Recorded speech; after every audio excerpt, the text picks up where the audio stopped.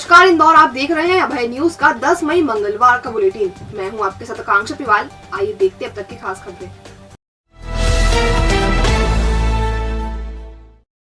सहयोगितागंज थाना क्षेत्र में एक सनसनीखेज मामला सामने आया है। यहाँ एक नाबालिग युवती ने सरेराह अपने ही दोस्त को चाकू मारकर लहूलुहान कर दिया। एकाएक हुई इस घटना से सनसनी फैल गई। हालांकि नाबालिग युवती ने दोस्त पर हमला क्यों किया, इसकी जांच पुलिस कर रही है। घटना मंगलवार सुबह 7 बजे की है। नेहरू स्टेडियम के समीप रहने वाले 27 वर्षीय सुमित पिता जीवनलाल धूलिया के घर लाला राम नगर में रहने वाली नाबालिग युवती पहुंची थी। उसने सुमित को बाहर बुलाया और उसे लेकर नेहरू स्टेडियम पहुंच गई। यहां युवती ने सुमित की गर्दन और कंधे पर अचानक चाकू से हमला बोल दिया। घायल को एमवाय अस्पताल में भर्ती किया गया है।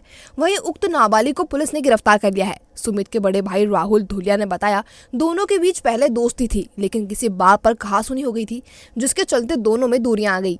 3-4 दिन पहले भी उक्त नाबालिग रात 1 बजे सुमित के घर आई थी, लेकिन उस वक्त सुमित उससे नहीं मिला था। इसके बाद वह मंगलवार सुबह घर पहुंची और सुमित को चाकू मार दिए। सुमित का बिजनेस है और पिता CISF में पदस्थ है।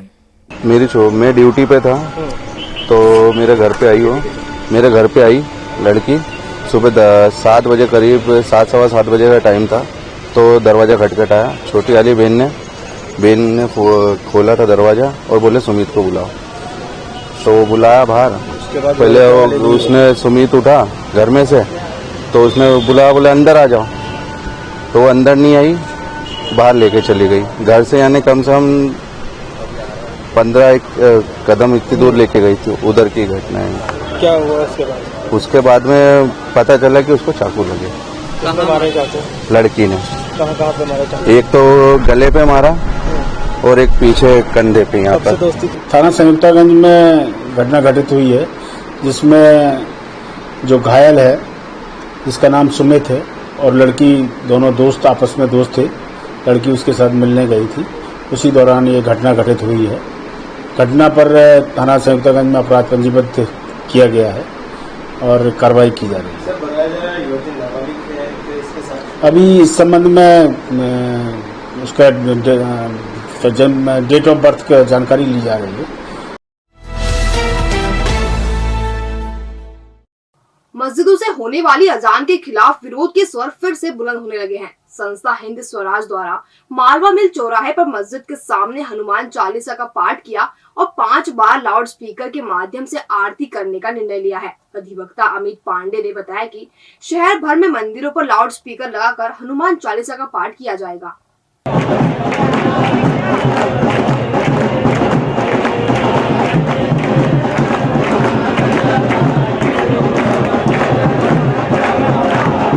कल मालवा मिल चौराहे पर हम लोगों ने, हमारी संस्था हिंदू स्वराज द्वारा मालवा मिल चौराहे पर मस्जिद के ठीक सामने हमने हनुमान चालीसा का पाठ किया और 5 टाइम आरती का निर्णय लिया है। सिर्फ और सिर्फ लाउड स्पीकर पे जो नमाज और अजान हो रही है उसके विरोध स्वरूप में ये कार्य हम पूरे कर रहे हैं। और पूरे शहर में इस प्रकार की हम लाउड स्पीकर लगा के महाआरती और हनुमान चालीसा का पाठ करेंगे। लाउड स्पीकर पर हनुमान चालीसा और अजान को लेकर चल रहे विवाद के बीच भाजपा विधायक आकाश विजयवर्गीय ने बड़ा बयान दिया है। विजयवर्गीय ने कहा कि जो लोग अजान की आवाज नहीं सुनना चाहते हैं, उन्हें जबरदस्ती आवाज नहीं सुनाना चाहिए। विजयवर्गीय ने सार्वजनिक लाउड स्पीकर बजाने पर कहा कि जबरदस्ती अगर मैं कोई चीज नहीं सुनना चाहता हूं और अगर उसे जबरदस्ती सुनना पड़ रहा है तो यह गलत है। जो भी अपने धर्म को मानते हैं, रोजाना नमाज पढ़ना चाहते हैं, वह बंद कमरे में पढ़ें। जो नहीं सुनना चाहते उन्हें नहीं सुनाएं। आकाश ने कहा कि हनुमान चालीसा 5 बार विरोध में पढ़ी जा रही है और यह विरोध प्रदर्शन का तरीका है। लाउड स्पीकर पर अजान बंद होनी चाहिए। इसका बहुत बड़ा प्रभाव होता है। एक दिन एक ही स्थान पे यदि आप रोज कोई मंत्र पढ़ो तो यूं ही आपका जीवन में मुक्त हो जाओ, आप कल्याण हो जाए आपका। तो इसी प्रकार ये मतलब बहुत बड़ी चीज़ है। एक ही दिन एक ही समय पे एक ही मंत्र सुनना।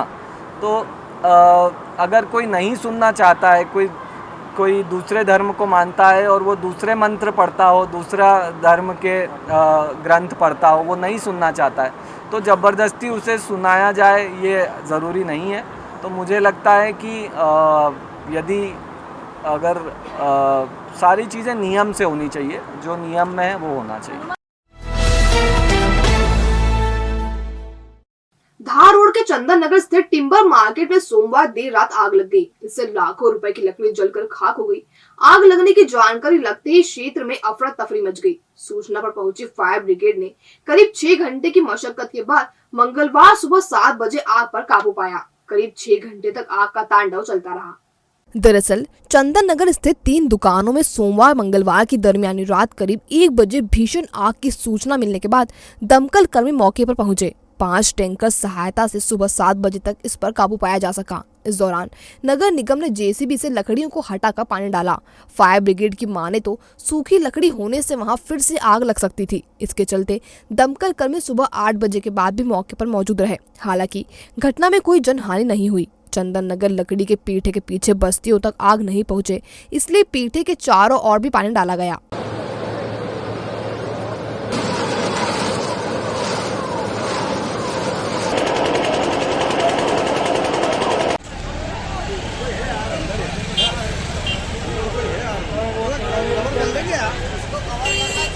हमारी कंट्रोल रूम से है कि जीएनटी मार्केट लाबरा भेड़ू पीठे में आग लगी, ये सूचना मिली थी। जैसे ही सूचना मिली तो वैसे हमने जीएनटी मार्केट के पास पीछे गाड़ी स्टेशन है, वहाँ से हमारी 2 गाड़ी, 1 टैंकर और 2 गाड़ी लेके आए। उसके बाद फिर जैसे ज़्यादा विकराल आग धारण कर लिया तो हम लक्ष्मी नगर से 2 गाड़ी और मोती तो पहले 2 गाड़ी और गांधी हाल से 2 गाड़ी लेके आए। 4 एक गाड़ी पे से 4 टैंकर लेके आए। और नगर निगम भी कंट्रोल रूम बोला तो नगर निगम ने 5 टैंकर फिर अलग से भेजे छोटे। हाँ, अभी कंट्रोल कर लिया है, थोड़ा वो कंट्रोल हो गया है, हो जाएगी कंट्रोल, कोई दिक्कत नहीं। अभी जैसे भी बुलाए, जैसे भी हटाएंगे तो भी हो जाएगा 1 घंटे में। हाईवे इंफ्रा के न्यूयॉर्क सिटी के रहवासी बुनियादी सुविधाओं के लिए परेशान हो रहे हैं। 300 फ्लैट की इस कॉलोनी में ना तो 24 घंटे पानी आ रहा है, ना ही कैंपस कवर्ड है। लोग अपनी समस्याओं को लेकर जनसुनवाई में पहुंचे हैं। दरअसल सेज यूनिवर्सिटी के सामने न्यूयॉर्क सिटी का निर्माण बिल्डर अरूप अग्रवाल अरुण जैन ने कराया है। कॉलोनी में 300 फ्लैट बनाए गए हैं। इन्हें बेचते समय बिल्डर ने जबरदस्त झांसा दिया। उसने कवर्ड परिसर होने का दावा करते हुए 24 घंटे पानी और बिजली देने का वादा भी किया। आज ऐसे हालात हैं कि 24 घंटे तो छोड़िए, नलों में पानी तक नहीं आता है। पानी के नाम पर बिल्डर रोजाना एक टैंकर खड़ा कर देता है और लोग इससे ही बाल्टी बाल्टी पानी ले जाते हैं। रहवासी वीपी गुप्ता ने बताया कि बिल्डर रहवासी संघ बनाने को भी तैयार नहीं है और बिल्डर के द्वारा बहुत ज़्यादा परेशानी चल रही है। खासतौर से अभी इस समय तो पानी की बहुत समस्या है और वो एक टैंकर ला करके खड़ा कर देते हैं नीचे के, जैसे झुग्गी-झोंपड़ियों में लोग रहते हैं उस तरह से बाल्टियाँ ले करके आओ ऊपर से फ्लैट से और बाल्टियाँ भर भर करके ले जाओ। और मेरे से तो इतना ही हो पाएगा, जबकि वो इंदौर में शायद क्या और दूसरे शहरों से भी सबसे ज़्यादा मेंटेनेंस चार्जेज ₹1.25 पर स्क्वायर फुट ले रहे हैं और वो मेंटेनेंस टाइम से ले रहे हैं, नहीं टाइम से दिया तो फिर तो वो बहुत ज़्यादा कुछ भी कर सकते हैं। मतलब बिल्कुल भी पानी का कनेक्शन भी काट देते हैं और भी रूड बिहेवियर करते हैं। अपर कलेक्टर अभय बेडकर ने बताया कि बिल्डर अरुण जैन और कॉलोनी के रहवासियों को बुलाया गया है। दोनों पक्षों को सुनेंगे और उसके बाद कार्रवाई करेंगे। वो बहुत परेशान हैं लोग, वहाँ के कई सारे लोग आए थे तो मैंने इनको बुलाया है, अरुण जैन को, और उन कॉलोनी वालों को भी बुलाया। परसों हम उसको सुनवाई करके पहले समझेंगे कि क्या स्थिति है, फिर नगर निगम वाले जांच करेंगे और जो दोषी पाया जाएगा उसके खिलाफ कड़ी कार्रवाई की। जन सुनवाई में धार्मिक यात्रा के नाम पर महिलाओं से ठगी करने का मामला भी सामने आया है। प्रभु महाराज नामक शख्स ने चंदन नगर क्षेत्र की करीब 3000 से ज्यादा महिलाओं को हरिद्वार यात्रा कराने और वहां भागवत कथा श्रवण कराने के नाम पर रुपए ऐंठ लिए। श्वेता चौधरी और सुनीता वर्मा ने बताया कि 2021 में ये यात्रा होनी थी, लेकिन कोरोना आ गया। अब जब कोरोना नहीं है तो महिलाएं यात्रा पर जाना चाहती हैं, लेकिन पंडित प्रभु महाराज ने यात्रा कराने से साफ मना कर दिया है। इस तरह ठगी कर ली गई है। अपर कलेक्टर अभय बेडकर ने बताया कि गुजरात के प्रभु महाराज की शिकायत महिलाओं ने की है। इस संबंध में पुलिस कार्रवाई की सलाह दी है। अपने स्तर पर क्या कर सकते हैं, इस पर भी विचार किया जा रहा है।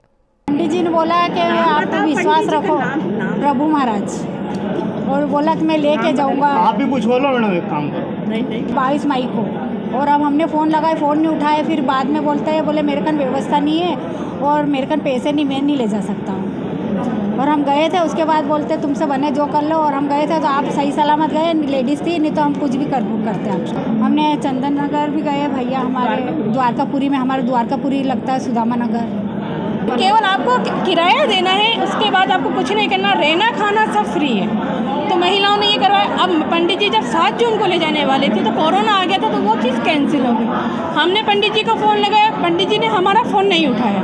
बाद में जब पंडित जी का फ़ोन आया दीदी के पास में, तो उन्होंने दीदी को बोला कि 22 मई को हम आपको यात्रा करवाएंगे। जब 22 मई आने वाली है तो पंडित जी मना कर रहे हैं कि ना मैं यात्रा लेके जाऊंगा, ना मैं आपको पैसे दूंगा, ना आप कुछ भी कर लो, चाहे अगर आप कंप्लेन करते हो तो आपको कुछ भी नहीं मिलेगा। इन्होंने इनसे भागवत कथा करी, उसके बाद इन महिलाओं से, बहुत सारी महिलाएं थी, इन लोगों से इन्होंने पैसे लिए 1000 रुपये कि इन्हें ये वहाँ यात्रा पर ले जाएंगे द्वारका या कहीं पर, लेकिन उसके बाद हरिद्वार यात्रा कराएंगे, परंतु न तो उनके पैसे लौटाए, न अभी यात्रा पर ले जा रहे हैं। उनके साथ इन्होंने बदतमीजी भी करी है। कहीं नावडा गुजरात में रहते हैं, तो उन्होंने आके यहाँ कंप्लेंट करी। मैंने ये भी बताया है कि पुलिस में भी कंप्लेंट करें और हम लोग भी देखते हैं इसमें क्या कार्रवाई कर सकते हैं। जो कार्रवाई उचित होगी वो की जाएगी।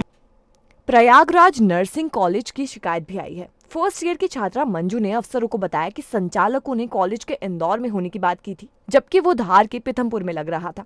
कॉलेज की बस नहीं आती और सिटी बस का पास भी नहीं बन रहा। कॉलेज पीथमपुर में होने से छात्रवृत्ति भी कम आ रही है। मंजू कॉलेज इंदौर में ही लगाने, अन्यथा फीस वापस लेने की मांग को लेकर पहुंची थी। अपर कलेक्टर अभय बेडकर ने बताया कि प्रयागराज नर्सिंग कॉलेज और अक्षरा कॉलेज की शिकायत को क्लब करके नर्सिंग काउंसिल को भेज रहे हैं। हाईकोर्ट के फैसले के हिसाब से नर्सिंग काउंसिल की इस मामले में जाँच करेगी। प्रयागराज जो कॉलेज है वो बताया था कि इंदौर में कॉलेज लगेगा, लेकिन ये कॉलेज पीतमपुर में लग रहा है और कॉलेज भी मतलब धार में है। बच्चों की स्कॉलरशिप का बोला था कि 25 से 30 हज़ार आएगी, लेकिन मैडम उन बोल रही कि अब 20 हज़ार रुपये आएगी, क्योंकि धार में है कॉलेज, उस बेस पे स्कॉलरशिप आएगी।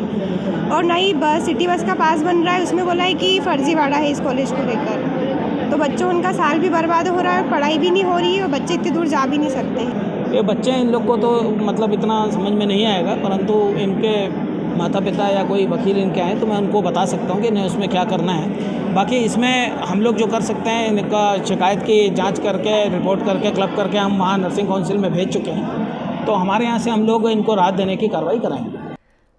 महेश मेवाड़ा ने मेगा बिल्डर्स की योजना में प्लॉट बुक किया था। 31 लोगों ने प्लॉट बुक किया था। अब ना तो प्लॉट दे रहे हैं, ना रुपए वापस दे रहे हैं। ये कॉलोनी सावेर विधानसभा के गांव इंदौदिया में आशीष शर्मा और आशीष पचौरी कॉलोनी काट रहे हैं। बिल्डर्स का अकाउंटेंट कार्तिक पटेल भाग गया है। बिल्डर्स का कहना है कि वो रुपए लेके भाग गया है, वो प्लॉट और रुपए वापस नहीं दे रहे हैं। पूर्व पार्षद उपेंद्र चौहान ने बताया कि अगर रुपया 1 हफ्ते में वापस नहीं हुआ तो सभी पीड़ितों को कॉलोनी के आगे बैठाकर धरना दिया जाएगा। मैंने मेगा बिल्डर के नाम से प्लॉट बुक किया था। वो प्लॉट, मेरा पैसा पूरा मेगा बिल्डर, उनके यहाँ कोई कर्मचारी काम करता था, वो पूरा पैसा खा गया। 31 लोग हैं हम, वो 1 करोड़ 80 लाख रुपए थे हम, 31 लोग मिला के मेरे 4 लाख रुपए हैं। बोले कार्रवाई होएगी। बोले आपका नाम बता। टोटल मिला के भाई जनता ने पैसा जो दिया है वो उनके ऑफिस में जाके दिया है, नगद दिया है, चेक के द्वारा मेगा डेवलपर के नाम से चेक दिए हैं। तो आज की तारीख में पैसा, ये पूरे पैसे के जिम्मेदार सिर्फ उनके कॉलोनी मालिक हैं आशीष पचौरी और आशीष शर्मा। उन पर कड़ी से कड़ी कार्रवाई की जाए और 1 करोड़ 80 लाख रुपए। शहर में आईपीएल के क्रिकेट मैच पर सट्टा लगाने का काम धड़ाधड़ से चल रहा है। इसी कड़ी में जुनी इंदौर पुलिस ने खातीवाला टैंक क्षेत्र में एक मकान में चल रहा सट्टा पकड़ा। 4 लोगों को हिरासत में लिया गया है। इनसे मोबाइल, लैपटॉप, एलईडी बरामद किए गए हैं। जूनी इंदौर थाने के उप निरीक्षक प्रदीप यादव ने मंगलवार को बताया कि क्राइम ब्रांच और जूनी इंदौर थाने की पुलिस ने संयुक्त कार्रवाई करते हुए मुखबिर से मिली सूचना के बाद खातीवाला टैंक क्षेत्र के एक मकान में दबिश दी। यहां से जमुना प्रसाद, पीयूष, दीपक और जयेश को दबोचा गया है। ये आईपीएल के मैचों पर सट्टा लगा रहे थे। इनसे एलईडी, लैपटॉप, 14 मोबाइल सहित करीब 33,000 रुपए की नकदी और सट्टा संबंधित सामग्री बरामद की गई है। मामले में फिलहाल पुलिस की जांच जारी है। ये क्राइम ब्रांच और थाना जूनी इंदौर की संयुक्त कार्रवाई थी। कल खातीवाला टैंक में आईपीएल क्रिकेट मैच के दौरान सट्टा लगाने वाले को पकड़ा गया है। ये आईपीएल सट्टे में 4 लोग हैं जिनको मतलब एफआईआर की गई, मुलजिम बनाया गया और बाप बेटे हैं और 2 उनके भतीजे हैं। इनके पास से एक टीवी है, एक लैपटॉप है, 14 मोबाइल फ़ोन है और 33,000 रुपये नकदी है। हाँ, आरोपियों के लिए वैधानिक कार्रवाई की गई है। राउंड फिगर 1.5 से 2 लाख रुपये। हितग्राहियों को राशन बायोमेट्रिक तरीके से प्रदान किया जाता है, लेकिन देखा जा रहा है कि कई कारणों से लोगों के फिंगरप्रिंट मैच नहीं हो पा रहे हैं। इसी के चलते एक नई सुविधा हितग्राहियों को दी गई है, जिसमें रजिस्टर्ड किए हुए नंबर पर ओटीपी प्राप्त कर वे राशन ले सकते हैं। राशन दुकानों पर अब उन लोगों को शासन की ओर से सुविधा मिलेगी जिनका बायोमेट्रिक सक्सेस नहीं हो पाता है। ऐसे लोग अपने रजिस्टर्ड नंबर पर आए OTP नंबर से राशन ले सकेंगे, जिसका फायदा राशन लेने वाले हितग्राहियों को मिलना शुरू हो गया है। बायोमेट्रिक फेल होने पर हितग्राही को राशन नहीं मिल पाता था। ऐसे में उन्हें काफी दिक्कतों का सामना करना पड़ता था, लेकिन इस नई सुविधा की शुरुआत से हितग्राहियों को काफी फायदा हो रहा है। अब हितग्राही अपना आधार नंबर और मोबाइल नंबर लिंक करा के उस मोबाइल नंबर को अपने उचित मूल्य दुकानदार से अपने राशन के डेटाबेस में अपडेट करा देता है। यदि उसका बायोमेट्रिक असफल होता है तो उनके मोबाइल नंबर पे एक OTP प्राप्त होता है। उस OTP को वो दुकानदार को बताते हैं, वो उसे POS मशीन में डालते हैं तो उनकी पात्रता खुल जाती है और उनको राशन प्राप्त करने की सुविधा हो जाती है।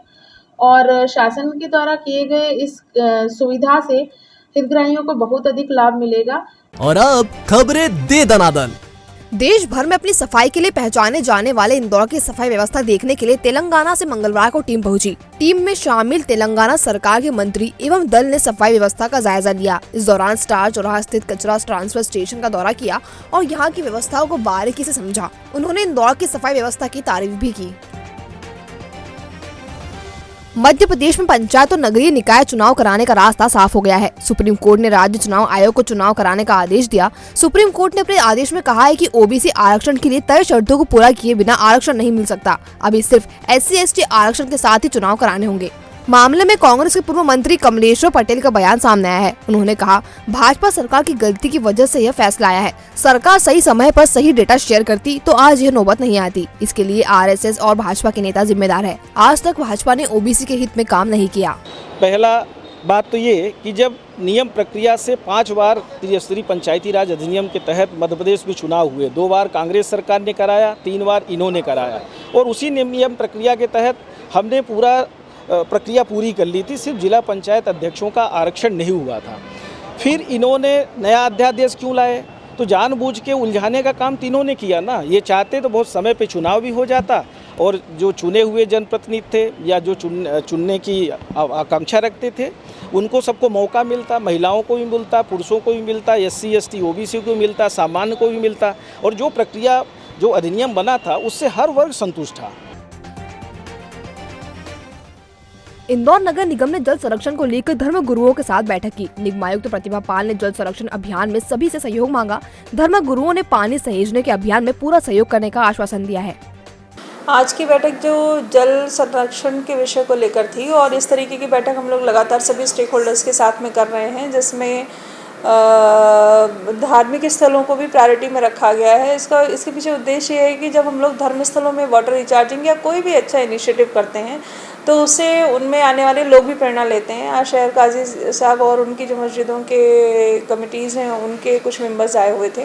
उन्होंने पूरे रेन वाटर हार्वेस्टिंग कैसे कराई जाती है इस विषय को समझा, इसके महत्व को समझा और ये अपनी सभी जगह जो वुज़ू का पानी होता है वो भी इसका भी हम लोग रिचार्जिंग में इस्तेमाल कर पाएँ, इसके लिए अपनी तैयारी बताई।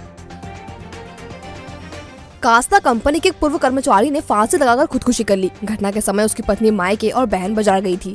पूर्व कर्मचारी का नाम रोहित चौधरी है। वह एक दिन पहले ही ससुराल में शादी से लौटा था।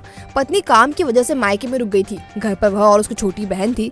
बहन मार्केट गई थी और चौधरी घर पर अकेला था। बहन जब मार्केट से लौटी तो भाई ऊपर के कमरे में फांसी पर झूल रहा था। मामा पप्पू जाट ने बताया कि परिवार में कोई परेशानी नहीं थी। घटना क्या, घर में आराम से रह रहे थे, खा पी रहे थे। अभी शादी में गए थे दोनों पति पत्नी 2-3 दिन पहले। कल सुबह ये आ गया शादी में से और उनका 11 तारीख को आने का, तो बोले ठीक है 11 तारीख को मैं आके लेके चले जाऊँगा। शाम तक अच्छे से हंसी मजाक घर में सब कर रहे थे। छोटी वाली बहन इनकी गई थी मार्केट, तो बोले इनका ने फ़ोन लगाया, बोले मेरे लिए उधर से आओ तो पाव भाजी ले आना। बोले कब तक आओगे? बोले 1-8 घंटे में। तो 9-9:30 बजे की फ़ोन पर बात हुई इनकी। वापस घर आए तो सोचा कि पाव भाजी खिला दें। ऊपर वाले रूम में जाके देखा, खटखटाया तो गेट खुला नहीं। तो उसके बाद इनने गेट बहुत कोशिश करी, फिर गेट तोड़ा तो फांसी लटका। पिता को शराब पीने से रोकने से एक युवती इतनी नाराज हुई कि उसने फांसी लगाकर खुदकुशी कर ली। युवती का नाम किरण है। झाबुआ की रहने वाली किरण पति के साथ इंदौर में रहती है। उसका पति पात्या परमार हम्माली का काम करता है। पात्या का ससुर इंदौर आया हुआ था और वह शराब पीना चाहता था। पात्या ने इस पर मनाही की। इससे नाराज किरण ने फांसी लगाकर खुदकुशी कर ली।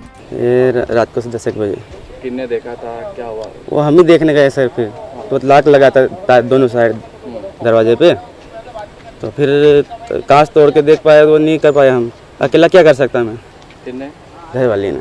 अच्छा, आपकी पत्नी ने। तो इन्हें मना करा था? मना करा था, इसलिए 2 बात तो बोल दिया अपन ने मुँह से, तो वो अंदर चले गए। अपन सोचे कि फ़ोन लगाते होगी इनके भाई उनको, तो हम तो फिर उठ के देखने गए, उन्हें लाख लगा लिया। सीएम हेल्पलाइन पर समस्याओं का निराकरण किया जा रहा है। 50 दिन तक समस्याओं का हल प्राथमिकता से किया जा रहा है। समस्या हल करने में इंदौर की स्थिति निरंतर सुधर रही है। पूरे प्रदेश में इंदौर तीसरे नंबर पर है। ये अच्छी बात है कि इंदौर की स्थिति लगातार सुधर रही है। जो पिछली रैंकिंग भी आई थी उसमें इंदौर का स्थान तीसरा था पूरे प्रदेश में, और रेवेन्यू के सीएम हेल्पलाइन के इंडिकेटर से इंदौर का स्थान प्रथम है। और मुझे आशा है कि जिस तरीके से हम लोग स्ट्रेटजिकल और 1-to-1 हम लोग समीक्षा कर रहे हैं कलेक्टर साहब, उससे बहुत सुधार आएगा और लगातार हम लोग रेवेन्यू में तो नंबर 1 बने ही रहेंगे। बाकी जो अदर डिपार्टमेंट्स हैं उसमें भी हम लोग काम। सभी के जीवन में सुख, शांति एवं समृद्धि आए, इस उद्देश्य से 3 इमली बस स्टैंड के पीछे पालदा में भारतीय जनता पार्टी विधानसभा क्रमांक 3 द्वारा 7वीं कृष्णानंद जी की भागवत कथा का आयोजन किया जा रहा है। इसी कड़ी में 11 मई को शाम 7 बजे से सुप्रसिद्ध भजन गायक कन्हैया मित्तल की भजन संध्या होगी। ये जानकारी विधायक आकाश विजयवर्गीय ने मंगलवार को प्रेस वार्ता में दी है। देखिए, सभी के जीवन में सुख, समृद्धि, शांति हो, इस उद्देश्य से भारतीय जनता पार्टी क्षेत्र क्रमांक 3 द्वारा 3 इमली बस स्टैंड के पीछे पालदा में परम पूजनीय भास्करानंद जी की शिष्या परम पूजनीय साध्वी कृष्णानंद जी की भागवत कथा का आयोजन कराया जा रहा है। और इसी कड़ी में सुप्रसिद्ध भजन गायक खाटू श्याम जी के परम भक्त और मशहूर गीत जो राम को लाए हैं हम उनको लाएंगे, जिन्होंने लिखा भी है, गाया भी है, ऐसे कन्हैया मित्तल जी कल 11 मई शाम 7 बजे इस स्थान पर आ रहे हैं। उनकी एक भव्य भजन संध्या का आयोजन है। तो मैं आप सबको भी आमंत्रित करता हूं और आपके माध्यम से सभी देश के राम भक्तों को, श्याम भक्तों को और सभी लोगों को इस भव्य भजन संध्या में सादर आमंत्रित करता हूं। तो आपने देखा भाई न्यूज का आज का बुलेटिन। अगर खबरों को लेकर आपके पास कोई फीडबैक हो तो हम तक जरूर पहुंचाएं। कल फिर मिलेंगे नए बुलेटिन के साथ। नमस्कार।